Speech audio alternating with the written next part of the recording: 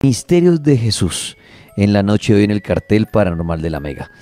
Bueno, el Monseñor Andrés Tirado está invitado en esta primera hora para hablarnos de misterios de Jesús, para que nos cuente sobre la vida de este hombre, que se sabe de pronto de su juventud, qué pasó con su muerte, lo relacionan con un ser extraterrestre.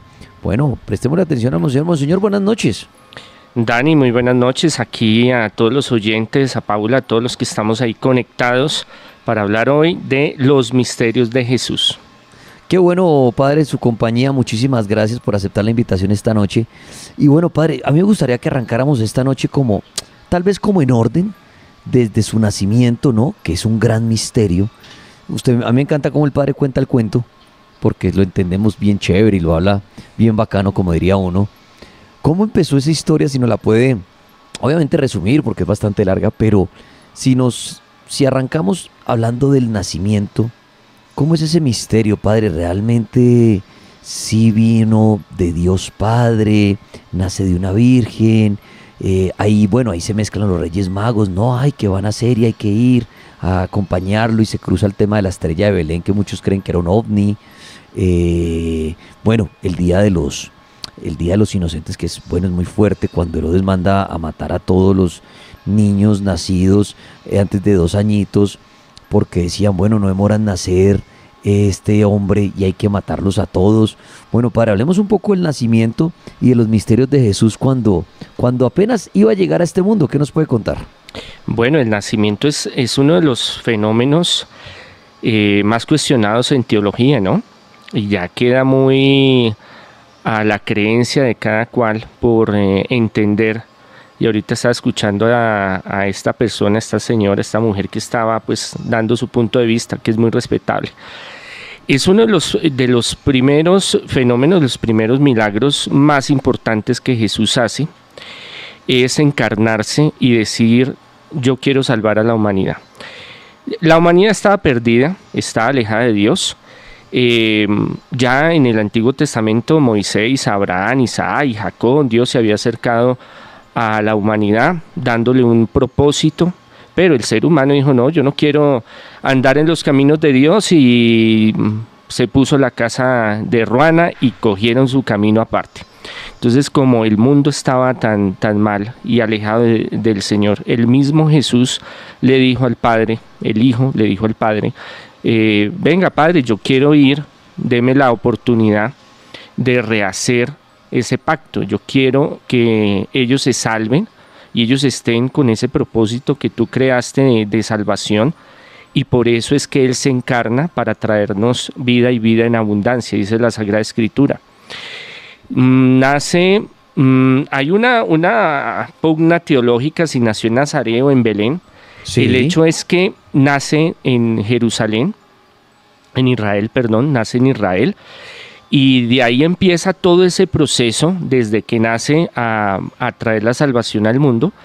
El ángel Gabriel trae ese mensaje maravilloso. Ahí vemos la participación de los ángeles tan importante en el Antiguo y en el Nuevo Testamento. Ángel quiere decir enviado, mensajero. Entonces le dice Chucho a Gabriel, vaya y dígale a la Virgen María, que va a concebir a través del Espíritu Santo, y lo que va a tener en su vientre es mi hijo, es el Salvador, el Dios con nosotros. Entonces él va, hace esa tarea. Una niña de 14 años que estaba comprometida con José, que es en ese tiempo, aún desde los 12 años era normal.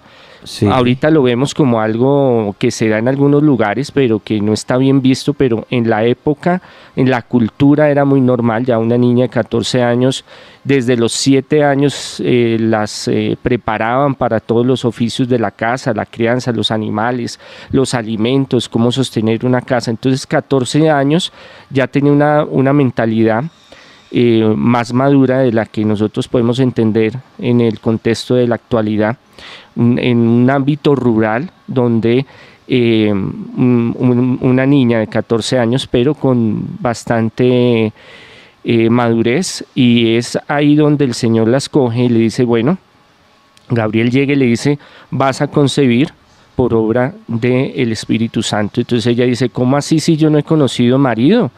pero ¿qué voy a tener un hijo y cómo si es que yo soy virgen? La palabra en griego es doncella, o sea, no ha conocido, no ha tenido relaciones sexuales, es lo que dice la Sagrada Escritura. Y él le dice, no, el Espíritu Santo pasará a través de su esencia, de su ser, y concebirá la presencia física, se encarnará Jesús, Emmanuel, el Dios con nosotros, que va a salvar a la humanidad. Entonces ella es la que da el sí a la salvación, diciendo, hágase en mí según tu palabra, estoy en las manos del Señor, lo que Dios quiere hacer conmigo, entendiendo ella de que eso iba a ser un sacrificio, entendiendo ella de que eso iba a llevarla a que la pudieran repudiar, aún apedrear, ¿no? El adulterio, porque ella ya estaba comprometida, no estaba casada todavía con José, pero estaba comprometida, y eso, comprometer en el primer siglo del cristianismo, es como ya casada propiamente. Lo único es que el rabino haga la ceremonia y José la coja en la manito y le dice, mija, camine para la casa. Pero el hecho ya legalmente, políticamente, socialmente ya era de José. Entonces llegar y decirle a José, mira hermano, es que vino un ángel y el ángel me dijo que es que yo iba a tener un hijo y que ese hijo iba a ser el salvador del mundo.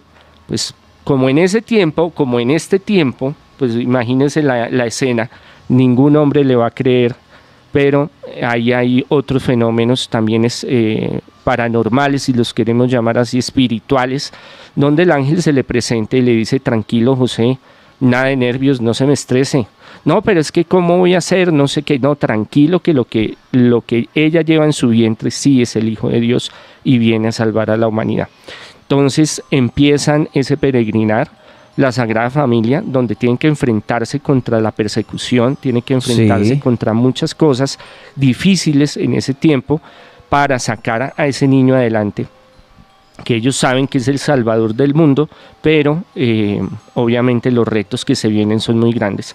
Esto ya queda obviamente a entendimiento de los que quieran entender y comprender. Mire, la revelación, lo que es de fe, es algo vivencial, algo que hay que vivir, hay que experimentar.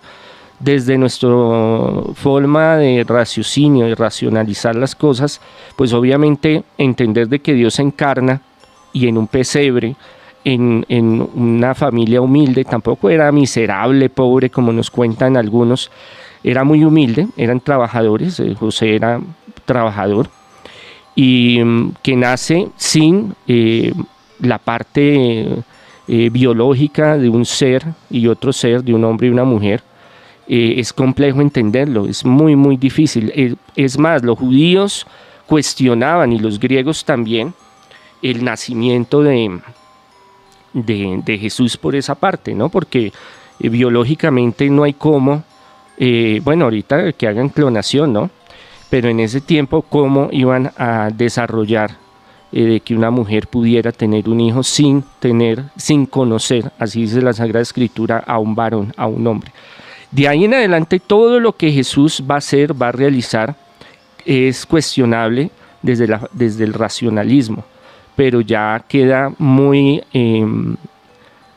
abierto el tema a la vivencia, ¿no? Cada persona, desde el ámbito, alguna vez lo hablamos con Daniel, de conocer, de entender, de creer en Dios. Hicimos un debate muy bueno alguna vez, a ver si los volvemos a hacer, Dani, sobre la creencia, el creer, el tener la seguridad de que Dios existe o no existe, y es algo muy complejo. Entonces Jesús, los milagros, lo paranormal de Jesús, lo espiritual, lo místico, pues ya queda en el ámbito del foro interno de cada persona que va en su realización personal. Hay pruebas, claro que sí, pero por más pruebas que hayan, ya queda es algo muy sujeto a la experiencia espiritual de cada persona. Muy bien, están oyendo ustedes al Monseñor Andrés Tirado esta noche hablando sobre los misterios de Jesús, como él contaba bien, como partiendo del principio, ¿no? El nacimiento, que para muchos es un gran misterio. ¿Cómo es posible venir de una virgen, que venga de un Dios todopoderoso? ¿No? Toda esa historia es mágica, es maravillosa. Y este mes, obviamente, el mes de la Navidad y todo, y hacemos la novena, pues se le vieron a la mente todos esos pensamientos, ¿no? Con mucho respeto. ¿cómo es posible esto, no?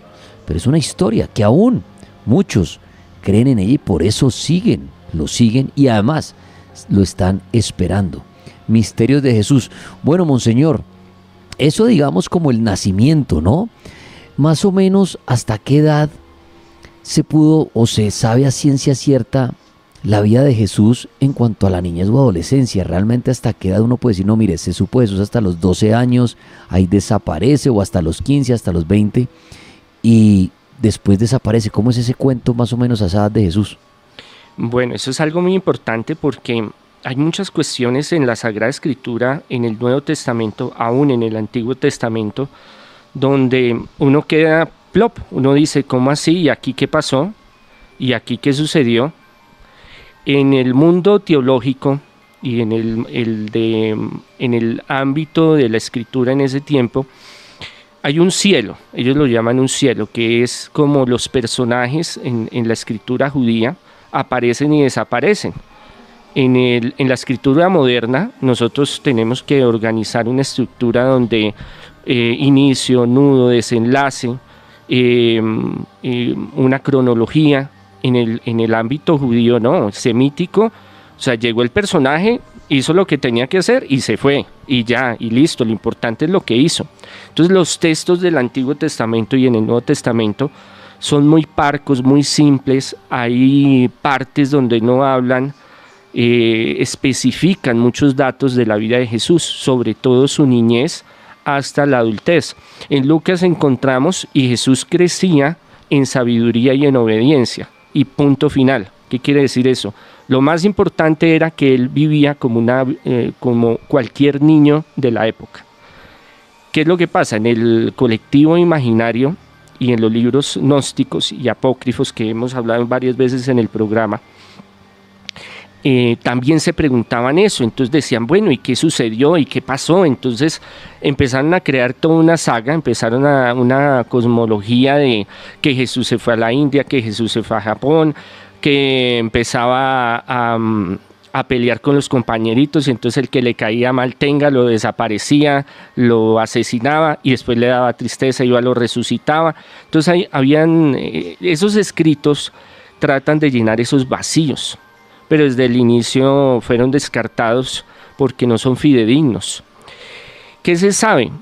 Precisamente Lucas termina, es tajante diciendo que creció en sabiduría y en obediencia, que era obediente a la Virgen María, a San José, que San José se fue muy pronto, y sí, él tomaría ya 12 años, 13 años, 14 años, ya es el jefe de la casa, lo podríamos llamar así, el que lidera el proceso de ser el hombre de la casa y que sacaba adelante todos los proyectos que estaban viviendo con la Virgen María. Debemos de entender que era en un poblado donde se rebuscaba el día, ¿no? La gente trabajaba en lo que saliera. La palabra en griego es tekton, que quiere decir como trabajador. Entonces muchos lo asocian de José, que era un carpintero tradicional, que tenía su carpintería.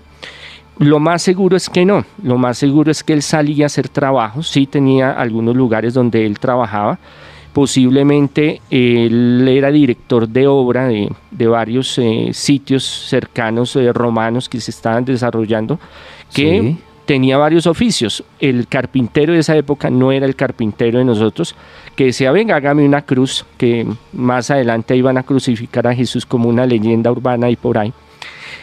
Hágame una mesa, hágame una silla. Obviamente tenía que saberlo y conocerlo, y lo sabían hacer, pero ellos se encargaban era de la construcción de los grandes lugares. Mire, los romanos se caracterizaron por su construcción, por su ingeniería, que hasta el día de hoy todavía, usted va a Italia, va a Roma y a muchos lugares y todavía se conserva. Entonces esa visión de que vemos a Jesús ahí jugando con el carrito que le está armando José ahí en su laboratorio, en su lugar de trabajo, de taller como carpintero, no es tanto. Entonces a veces hay cosas que en la Edad Media se fueron desarrollando de una forma diferente, y por eso creemos que algunas cosas son así. que era obediente, que seguía los mandamientos, que iba a la Torá, a estudiar la Torá, a la Tanakh, a la sinagoga, como todo niño. Hay una ventaja que ningún pueblo lo tenía, solo los espartanos, que era que a los niños desde los 3, 4, 5 años les enseñaban a leer, les enseñaban matemática, historia, iban a la sinagoga no solo a leer, porque a veces al ritual o a rezar, sino también era un centro cultural y de estudio.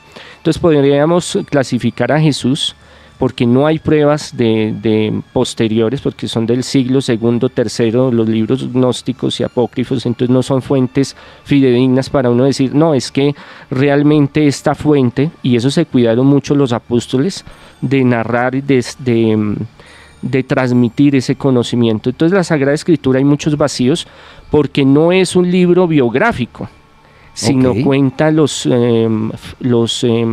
momentos más importantes que doctrinalmente les sirvieran. Se expande el cristianismo, tienen que ir a muchas regiones y tienen que pasar la historia, quién es Jesús, cómo nace Jesús, pero más que la historia personal de Jesús, por eso hay muchas cosas que no se hallan en los libros canónicos, en los evangelios, es lo que vino a hacer, y sus milagros, y su amor a la humanidad, y la ideología que vino a dar. Y eso era lo más importante en ese tiempo, transmitir, pensando que el pergamino y el papiro eran muy costosos, entonces no podían hacer una novela de 1000 páginas hablando de la historia personal de Jesús, sino que tenían que ser muy concretos. Por eso en los evangelios usted encuentra Jesús sanó al ciego, Jesús en Cafarnaún, Jesús en Jerusalén. Es muy puntual, porque lo que más rescataban los escritores del Nuevo Testamento es lo que Jesús vino a hacer y cómo lo hizo y cómo eso trasciende nuestra vida para la salvación. Muy bien, Monseñor Andrés Tirado. Mire, hablando de Jesús, los misterios, entonces el Padre nos hablaba del nacimiento, ahora ya explicándonos un poco de la adolescencia, que para muchos es un gran misterio, ¿no? ¿Qué pasó con ese niño? ¿A dónde se fue? Y se cree que regresa a los 30 años, y eso es lo que quiero que hablemos ahorita, como eso es para entender un poco de manera sencilla y rápida lo que fue la vida de Jesús. Ahorita hablamos de los misterios que nos trae el Padre, pero es como una especie de biografía rápida. Monseñor, entonces, ya después de la adolescencia, ¿qué se sabe de la llegada de él? Si es verdad que a los 30 años, que muere a los 33 y resucita, ¿cómo es esa etapa final? Y es bien chévere esa historia, porque como una persona que reaparece a esa edad, pues llama la atención de tanta gente en tan poco tiempo. ¿Cómo es esa parte final de Jesús, digámoslo, en este mundo? Bueno, sí, es algo que a los managers del mundo, las personas que se dedican al marketing, a la publicidad, toman ese mismo ejemplo y dicen, esto es un caso de éxito total. En un par de años. Un desconocido. Sí. Según los escritos extrabíblicos, muchos pueblos y ciudades sin tener el Twitter, el Instagram, televisión, nada de eso, conocían a Jesús y lo conocían porque era un gran sanador por sus milagros y un gran exorcista. Y también ya se corría con el rumor, con la fe, porque es más que todo de fe en las personas de esa época, del Mesías. Entonces había la esperanza, sobre todo los que eran de línea teológica fariseica, de que iba a venir el Salvador, porque estaba prometido que los iba a salvar.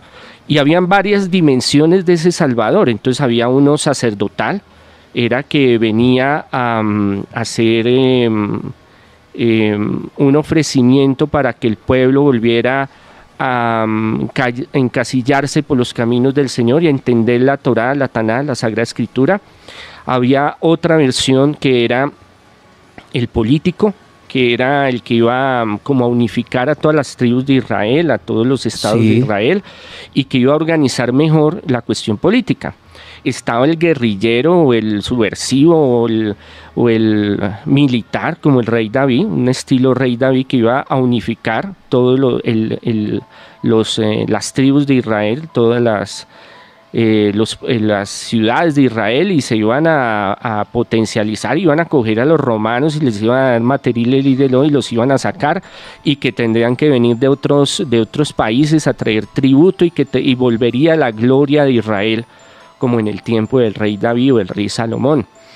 Y estaba el espiritual o del eterno, que es venir a dar su vida para salvarnos, para volvernos a encontrar con ese Dios de amor y de misericordia, el Dios con nosotros, que se encarna Dios para salvarnos, Jesús como Señor, dador de vida, que era en círculos teológicos muy avanzados, tenían esa concepción de Jesús. No todos la tenían, era más como bélico, era el más genérico, era el general, el guerrillero, el que nos trajera el dinero, el poder, el reconocimiento, cogiera y sacara a esos romanos porque nos tenían azotados, nos tenían en la miseria, porque o pagaban los impuestos o comían, era así. Se tenían que vender como esclavos muchas veces para poder pagarles a los romanos. Era una situación muy compleja en algunas regiones, y sobre todo en Galilea era la parte subversiva, si lo podemos llamar así, de Israel.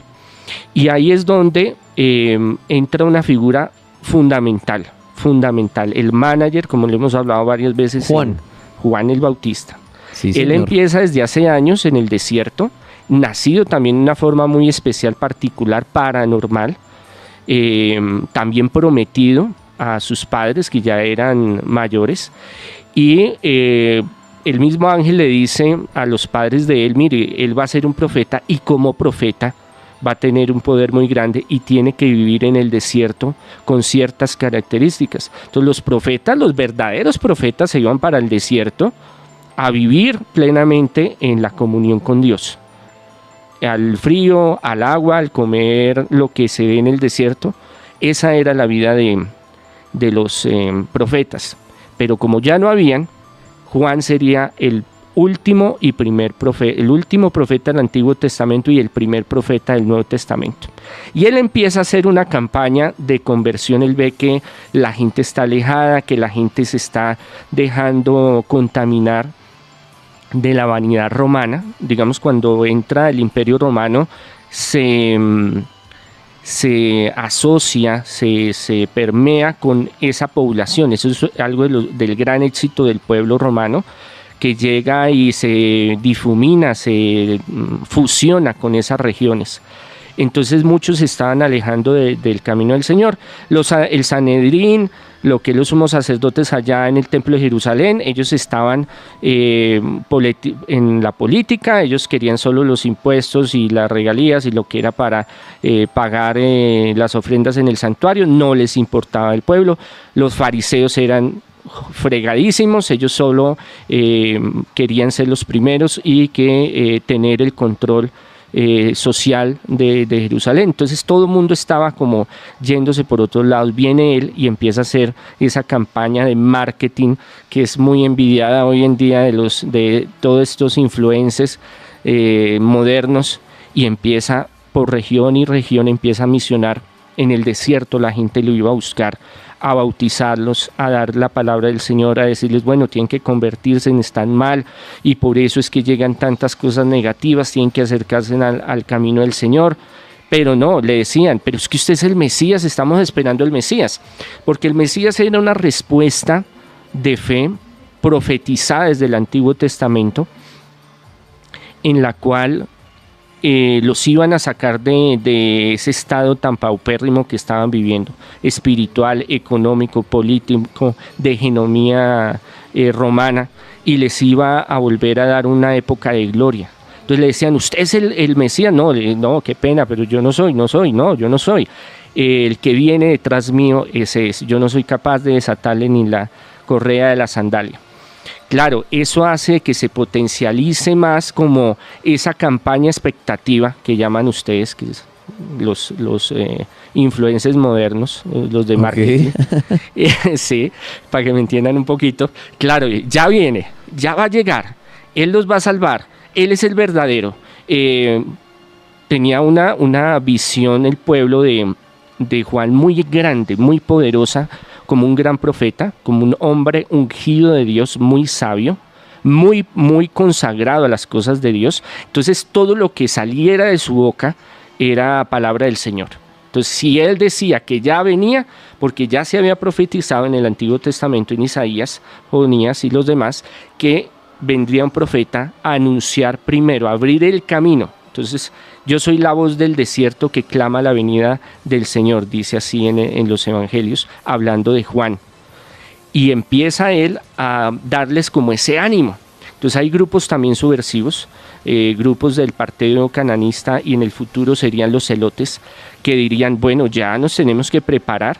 En ese grupo que va Juan, que se le van adheriendo varias personas, que más adelante serían los apóstoles de Jesús. Hay varios que están con ese deseo de decir, no, yo quiero que ya llegue el Mesías, pero que esto se haga una guerra civil, o haga algo, suceda algo, que venga con su poder y saque a los romanos, porque nos tienen pues fregados. Y esa tensión que hay social, de persecución, de hambre, de los impuestos, y también de un abandono social, porque los líderes se venden, vuelven hacia el lado de los romanos, los sumos sacerdotes y los fariseos, saduceos, maestros de la ley. Entonces la gente queda desprotegida, entonces vuelven al desierto, vuelven donde Juan, y Juan les dice, mire, ya viene, espérese, muy pronto, ya va a llegar, va a venir la salvación. Entonces cuando ya Jesús a los 30 años empieza a caminar, lo primero que hace él es ir a encontrarse ¿con quién? Con su primo. ¿Cuál es su primo? Juan. Y ahí es donde se da la manifestación en el río Jordán, donde se ve la Santísima Trinidad. Están los relatos de los evangelios. Una voz en el cielo dice, este es mi Hijo amado, baja el Espíritu Santo en forma de paloma. No es que el Espíritu Santo sea una paloma, claro. Y mi Hijo que está ahí, o Jesús que está en el agua. Y Juan lo bautiza como un signo de, primero de humildad del Señor, de entrega a la humanidad y de lo que va a suceder en el futuro, que Jesús tendrá que entregarse o se entrega voluntariamente para salvarnos, pero de transmisión de poder.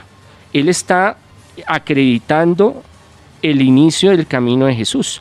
Entonces ahí es cuando él empieza a caminar, empieza a seguir su ministerio, y varios de Juan empiezan a seguirlo. De los discípulos de Juan se pasan, digámoslo así, a seguir a Jesús, sobre todo cuando a Juan lo encarcelan y lo asesinan. Entonces la gente dice, bueno, ya nos quedamos sin líder, ¿ahora qué hacemos? No, pero es que nos habló de Jesús, y empieza Jesús con una estrategia muy poderosa, muy cautivadora. Él no llega a decir, mire, es que yo soy Jesús, el Salvador, yo soy el Mesías, sino que los propios apóstoles lo siguen y le dicen, ¿usted es el Mesías? Yo quiero saber si usted es el Mesías, porque Juan nos habló de usted. Entonces él le dice, no, vengan y lo verán, vengan, síganme. Y empieza esa misión, donde después empieza a conformarse ese grupo de seguidores. Algunos de los milagros de liberación, de sanación, de exorcismo los siguen a Jesús, de diferentes niveles sociales, porque algo que rompe Jesús es ese status quo de los rabinos, de los sabios de Israel, sí, que los fariseos y los saduceos se creían más que los demás y tenían un ego por las nubes, y todo el mundo tenía que correrles y hacer lo que ellos dijeran, y tenían que guardar distancia, no se me acerque porque yo soy el duro y entonces usted se hace allá. Jesús no, Jesús se hace cercano, se hace amigable, se hace tierno, se hace asequible. Entonces esto cambia, eso es como un control a suprimir, eso le resetea el cerebro a más de uno y dice, este es el Mesías. Pero no es que él empiece a decir, soy el Mesías, sígame, sino que a medida que fueron viendo su misión y lo que él iba llevando y las misiones y los lugares donde iba, la gente lo empezaba a seguir, y la gente veía que él cumplía varias profecías o varios signos proféticos en él, que tenía que cumplirse para que fuera el Mesías, porque varios antes de él vinieron y dijeron, mire, es que yo soy el Mesías y tengo este poder y hago esto y lo otro, pero no unificaba todas esas señales como lo hizo Jesús. Y ahí empieza todo ese trabajo underground, si queremos llamarlo así, de Juan, en el desierto, en las ciudades donde estaba, empieza a obtener frutos, y la gente como que empieza a recordar y dice, sí, Él nos preparó, Él nos dijo para cuando se diera este momento. Y claro, Jesús fue, lo visitó, aunque eran primos, pero ellos perdieron la comunicación hace mucho tiempo, y Juan no sabía que Él era el Mesías hasta que se manifestó en el río Jordán, en el bautismo del Señor, así se llama esa escena.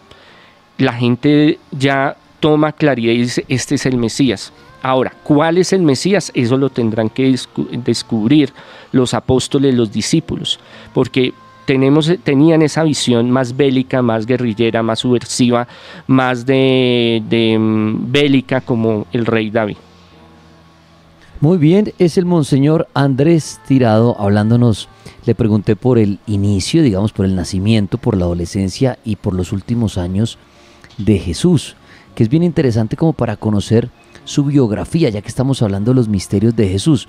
Y ahora, para cerrar rápidamente esta biografía, Padre, entonces vendría ya lo que es la muerte, la crucifixión, lo que se cree que resucitó y está sentado a la derecha de Dios Padre. Esa es como la historia que conocemos, que nos han contado, que es muy bonita y es muy válida. Ahora la pregunta es, Padre, después de ese final que conocemos, ¿cuándo se puede suponer o saber o más o menos sospechar de cuándo es ese regreso que mucha gente está esperando de Jesús después de su partida? El milagro más fundamental y donde está sustentado todo el cristianismo es la resurrección. Si Jesús muere en la cruz y no resucita, no se hubiera cumplido la profecía, no se hubiera cumplido lo que Él profetizó, porque Él en varias ocasiones preparó a los apóstoles, y en su resurrección, muerte, el juicio tan injusto que tuvo, el secuestro, como se lo llevaron, y esa muerte en cruz terrible, pero cómo fue la resurrección y cómo empezó a manifestarse, porque dudaban ellos quedaron destruidos totalmente al ver que ese Jesús que ellos tenían en su imaginario colectivo no era. ¿Cómo así? Si Él nos iba a... Yo pensaba que me iba a dar el puesto tal, el dinero tal, la posición tal, íbamos a sacar a los romanos, íbamos a tener estas prebendas. ¿Cómo así que vienen en la noche, Judas le da un beso y lo traiciona y lo cogen y lo llevan allá, y en 2-3 horas le hacen un juicio que es una burla, y lo crucifican y ya, y todo se acabó y cada uno para su casa, y todos estos 3 años luchando, siguiéndolo, viendo milagros poderosísimos que Jesús hacía, y es ahí donde Él resucita y se manifiesta muchas veces, porque ellos tenían muchas dudas, y vemos a Mateo y a Tomás y vemos a varios de los apóstoles que dudan. Si no meto mi dedo en la llaga, no creeré que Él es el resucitado, dice así la Sagrada Escritura. Y se aparece en muchas ocasiones y de diferentes formas para que ellos entendieran que la resurrección fue algo real. Y esa es la fe, y ahí es donde inicia realmente la iglesia y donde inicia la historia. Ya es una cuestión de fe, ¿no? Como lo hemos hablado en varios programas que hemos estado, varios debates que hemos hecho sobre la resurrección o no de Jesús. Hay muchas señales, hay pruebas, pero ya son algo muy personal que cada persona tiene que descubrirlo, y eso lo descubre a través de su interior, de esa búsqueda espiritual. Pero algo muy importante de entender es el único hombre que ha tenido el poder de cambiar la historia total de la humanidad y hacer que se genere un cambio social, político, mundial, hasta el día de hoy es Jesús. No existe rey, no existe cantante, escritor, empresario, emperador, ungido, sabio, que haya cambiado la humanidad hasta el día de hoy. Jesús sigue siendo tan vigente como hace 2000 años en en el grupo de los discípulos y los apóstoles del Señor. Es una realidad. Y eso demuestra de que lo que Jesús hizo no fue solo un momento y ya, sino que cambió y marcó la historia antes de Cristo y después de Cristo. Toda la sociedad cambió desde que se da la resurrección de Jesús, y ese es el milagro más poderoso y más extraordinario. Monseñor Andrés Tirado, en esta recta final de esta primera hora donde está usted invitado hablándonos de los misterios de Jesús, lo oigo decir que para usted la resurrección pues obviamente es como lo que hay que enmarcar de todo lo de Jesús, pero un misterio que no nos haya comentado y que usted diga, mire, esto vale la pena resaltarlo antes de terminar mi intervención aquí en el Cartel Paranormal. ¿Qué quedaría por contarnos que usted diga, mire, esto es un gran misterio de Jesús que vale la pena resaltar? Grandes misterios de Jesús. Grandes misterios de Jesús. Uno quisiera que no hubiera pasado, o eso se habla en los círculos teológicos, por la cruz, ¿no? Porque tiene también un ámbito amargo, triste, de que un hombre, en este caso para nosotros los que creemos en él, Dios, dé su sufrimiento por salvarnos, pero tenía que ser así para podernos salvar, limpiarnos, purificarnos con su sangre, y que él completó en su ser todas las dimensiones de lo que Dios quiere. Esos son los grandes misterios de Dios en él. Para nosotros, sanidad, liberación, prosperidad, hizo milagros de prosperidad, la multiplicación del vino, de los peces, de los panes, de las sanaciones increíbles que hizo, resurrección de muertos, la gran facultad que él tenía de conocer las mentes. Tenía un don maravilloso de la telequinesis, ¿no? De leer la mente, la precognición. Él ya sabía qué era lo que iba a suceder y cómo iba a suceder y se adelantaba a los hechos. Por eso muchas veces querían meterlo en problemas y buscarle el quiebre y no podían los fariseos ni los saduceos. Algo que queda en la Sagrada Escritura varias veces, bueno, también en los exorcismos, ¿no? Yo que me dedico hace más de 20 años al Ministerio de Liberación y Exorcismo, y él es un exponente de la exorcística de todos los tiempos y de todas las religiones y espiritualidades del mundo. Él se enfrenta al demonio frente a frente y lo vence. Es el de poder transformarse físicamente. Esto es algo que no se habla, pero muchas veces, por ejemplo, las sinagogas del primer siglo tenían dos entradas. Es muy sencillo. Es cuadrada y al frente, en la entrada principal, y había una entrada pequeña al lado derecho, al costado derecho, que era cuando la gente llegaba tarde o cuando se presentaba algo, pues ahí era como una forma de no interrumpir, o si el rabino llegaba tarde, entraba por esa puerta pequeña. Varias veces él estaba en las sinagogas predicando, haciendo milagros, y claro, se molestaban y querían formarle problema y lincharlo a Jesús, porque él era muy contundente, ¿no? Hablaba con autoridad, dice la Sagrada Escritura, era fuerte. A veces pensamos que Jesús era amor y era tierno, sí, nos amaba, nos quiere, pero era muy contundente, muy fuerte en lo que él hacía, y eso hacía que también se dieran sentimientos como en contra y querer perjudicarlo. Y más de una vez él pasaba por medio de los que lo querían linchar, porque la blasfemia se castigaba con tres formas. Una era subirlo a un lugar alto, puede ser a un edificio o puede ser a un sitio elevado donde lo pudieran botar, sí, se matara. La otra era mandarlo al desierto para que se muriera por allá en el desierto. Y la tercera era lapidado a piedra, okay. Pero no es como esa versión que vemos en televisión, que a la mujer adúltera, entonces cada ancianito coge su piedrita y le va a lanzar. No, eso no era la forma. La forma era que lo tiraban al piso y cogían una roca grande, póngale unos 10, 15 kilos y se la toteaban en la cabeza. Esa era la forma de castigar la blasfemia. Entonces él decir que era hijo de Dios, que venía a salvarlos, que era más grande que Moisés, que era más grande que Salomón, pues claro, se despelucaban y querían, no, este tipo lo tenemos es que sacar porque ¿qué es lo que viene a hacer acá? Y otros que le tenían miedo y querían zafarse de él, buscaron muchas veces, y él al frente de ellos está la sinagoga, está la puerta que es la grande, la entrada, no se podía salir por ningún otro lado, porque lo rodeaban a Jesús y él salía por medio de ellos y ninguno lo veía. Entonces esos son misterios que uno siempre dice, genial lo que Jesús podía hacer, caminar sobre las aguas. Que hay teorías donde decían, no, es que Jesús ahí en el lago de Galilea o el mar de Tiberíades, como lo quieran llamar, es que habían roquitas ahí que salían. Entonces él se ponía a saltar. Entonces cogía una roquita, se paraba y ¡fum!, daba el brinquito hacia la otra.